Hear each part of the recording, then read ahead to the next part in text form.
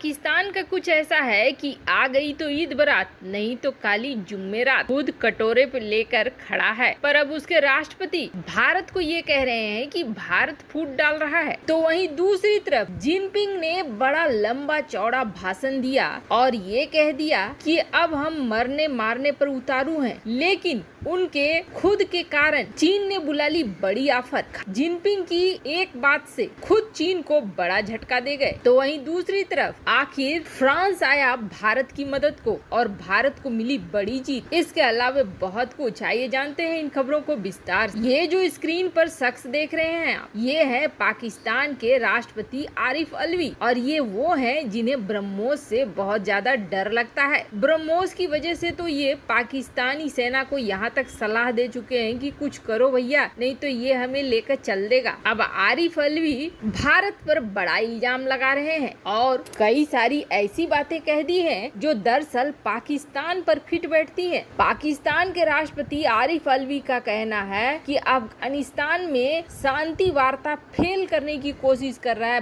भारत अब बिगाड़ने वाली भूमिका निभा रहा है और अफगानिस्तान में जो शांति की कोशिशें हैं उसको पटरी से उतारने की कोशिश कर रहा है। पाकिस्तान और तालिबान के संबंध तो जग जाहिर है ही, पर अब कथित तौर पर भारत पर ये आरोप लगा रहा है पाकिस्तान की भारत तालिबान के साथ गुपचुप तरीके से बातचीत कर रहा है, जिसकी वजह से पाकिस्तान और अफगानिस्तान के बीच रिश्ते खराब हो रहे हैं। आपको बता दें, अफगानिस्तान के कई बड़े नेता, यहाँ तक कि राष्ट्रीय सुरक्षा सलाहकार हमदुल्ला मोहिब पाकिस्तान पर बुरी तरीके से बौखलाए रहते हैं, उल्टे सीधे बयान भी दे देते हैं। जिसके बाद राष्ट्रपति आरिफ ने अफगानिस्तान के एनएसए को भी कहा कि ऐसा नहीं करना चाहिए, आपको हमारी दरिया दिली का ध्यान देना चाहिए। हमने 35 लाख अफगानी लोगों को अपने यहाँ शरणार्थी रखा हुआ है। आरिफ अलवी साहब को ये समझना चाहिए कि चीन की गुलामी कर रहे हैं, पश्चिमी देशों से टकराव कर रहे हैं, अरब देशों से भी दुश्मनी कर रहे हैं, आतंकवाद का जहरीला खेल खेल रहे हैं और भारत के साथ भी दुश्मनी कर रहे हैं। ऐसे में पाकिस्तान बहुत जल्द टुकड़ों में बिखरेगा, इसके अलावा पाकिस्तान का कुछ भी नहीं होना है। तो वहीं दूसरी तरफ चोर चोर मौसेरे भाई जिनपिंग भी बिल्कुल बन ठन कर माओ से तुम की तरह कपड़े पहनकर पहुंचा था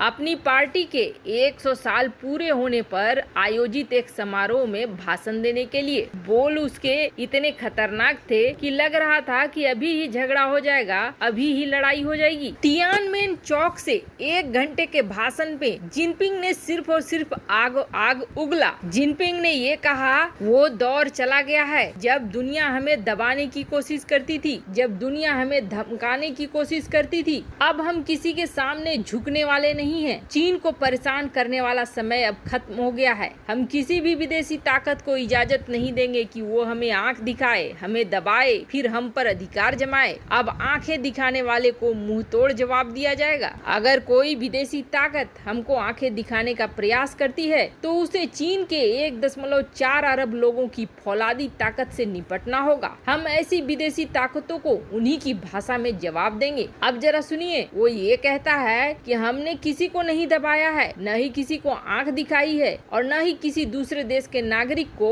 अपने अधीन करने का प्रयास किया है और आगे भी हम ये नीति जारी रखेंगे। जिनपिंग ने यहाँ बिल्कुल सफेद झूठ बोल दिया। उसके बाद ताइवान के मामले में धमकी देना न हो, ऐसा हो सकता है क्या? जिनपिंग ने इस मौके पर अमेरिका को खुली चेतावनी दी और कहा कि किसी को भी चीन की क्षेत्रीय एकजुटता और संप्रभुता की रक्षा करने के लिए हमसे टकराना पड़ेगा। साथ ही साथ जिनपिंग ने ये भी कहा कि हम अपनी सेना को और भी आधुनिक बनाएंगे। चीन हमेशा से ही शांति, वैश्विक विकास और अंतर्राष्ट्रीय व्यवस्था को सुरक्षित रखने के लिए काम करता आया है। चीन अब एक नई तरह की दुनिया बनाएगा। वैसे आपको बता दे, जिनपिंग ये सारी धमकीबाजी ऐसे समय पर दे रहे थे जब महामारी हांगकांग, उइगर, लद्दाख और ताइवान को लेकर चीन की नीतियों की पूरी दुनिया में आलोचना हो रही है। हालांकि जिनपिंग ने जो ये भाषण दिया, इसके बाद बहुत बड़ा झटका जिनपिंग को लगा आर्थिक तौर पर। जिनपिंग के इस भाषण के बाद वो इन्वेस्टर्स जो चीन में पैसे लगा रहे थे वो सकते में आ गए। वो इसलिए सकते में आ गए कि जिनपिंग के इरादों से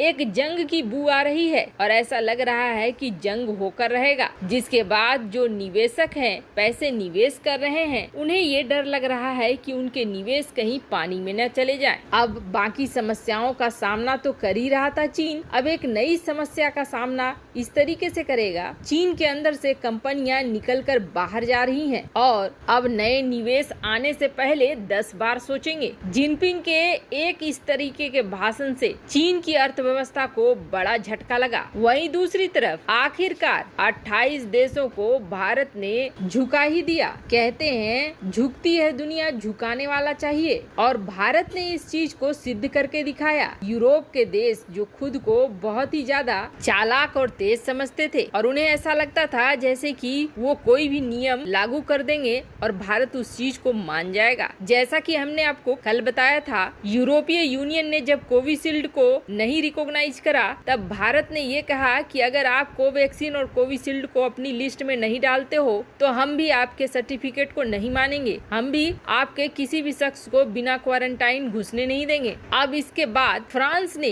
बड़ी भूमिका निभाई। वैसे आपको बता दें, यूरोपीय यूनियन में फ्रांस एकमात्र ऐसा देश है जो भारत के साथ बहुत ही अच्छे रिश्ते इस वक्त बनाकर चल रहा है, और जिस तरीके से कभी रूस हुआ करता था, आज भारत के बड़े दोस्तों में फ्रांस आ रहा है। फ्रांस ने यूरोपीय यूनियन के कई देशों से बात करना शुरू किया और यूरोपीय यूनियन के इस निर्णय को बहुत ही गलत बताया। अब इसके बाद यूरोपीय यूनियन को छोड़कर यूरोप के अकेले देशों ने भारत को ग्रीन पास देना शुरू कर दिया है और भारत के कोविशील्ड वैक्सीन को अलाउ करना शुरू कर दिया। जिस देश में Austria, Germany, Slovenia, Greece, Ireland, Spain, Estonia और स्विट्जरलैंड, इन सारे देशों ने भारत के कोविशील्ड को क्लियर करते हुए उन्हें फ्री ट्रेवल की इजाजत दे दी है। वैसे अभी ये 9 देश हैं जो अपनी पॉलिसी में खुद का बदलाव कर रहे हैं, यूरोपीय यूनियन की बात नहीं मान रहे हैं। वैसे ये भारत के लिए